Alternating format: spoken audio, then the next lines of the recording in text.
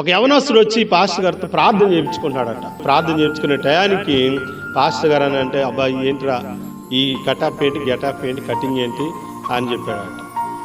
ప్రార్థన చేశాడంట, అయ్యా ఈ బిడ్డకి ఇలాంటి వద్దు, మంచిగా ఉండాలని ప్రార్థన చేశాడంట.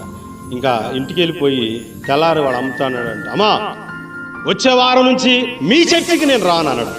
అదేంటిరా, మనందరికీ ఒకే ఆత్మీయ తండ్రి, మనం అందరూ ఆత్మీయంగా ఎదుగుతున్నాం, మీ చర్చి మా చర్చి అన్నావు ఏంటంటే, ఇదిగో మీ పాస్టర్ గారు ఇట్లాగా నా కటింగ్ గురించి మాట్లాడాడు. ఆ కటింగ్ ఎలా ఉందో ఫోటోలు చూపించాడు ఆయన. ఇటు ఒక ఉడతేసి ఉంది, ఇటు ఒక ఉడతేసి ఉంది.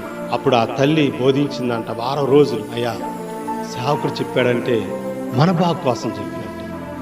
సేవకుడు చెప్పాడంటే నీ మీద ప్రేమతో నువ్వు లోకాన్ని ఆశించకుండా, లోకంలో పడిపోకుండా, పాపంలో పడిపోకుండా, ఇదిగో నీ బాగు కోసమే కదా మన సేవకుడు చెప్పింది. సేవకుడు చెప్పినట్టు వింటే మనం బాగుపడతామయ్యా అని వారం రోజులు చెప్పాడు. అప్పుడు రేపు మళ్ళా ఆదివారం ఆరాధన అనగా కటింగ్ షాప్కి వెళ్ళి ఆ ఉడతను మొత్తం తీర్చేస్తాడు. సాయంత్రం గుండె చేర్చుకొని వచ్చి అన్నాడంట, అమ్మా ఇదిగో పా రేపొద్దున మనందరం మన మందిరానికి వెళ్దాం. దేవుని స్తోత్రం, హల్లెలూయా. ఇది జ్ఞానంలో అభివృద్ధి.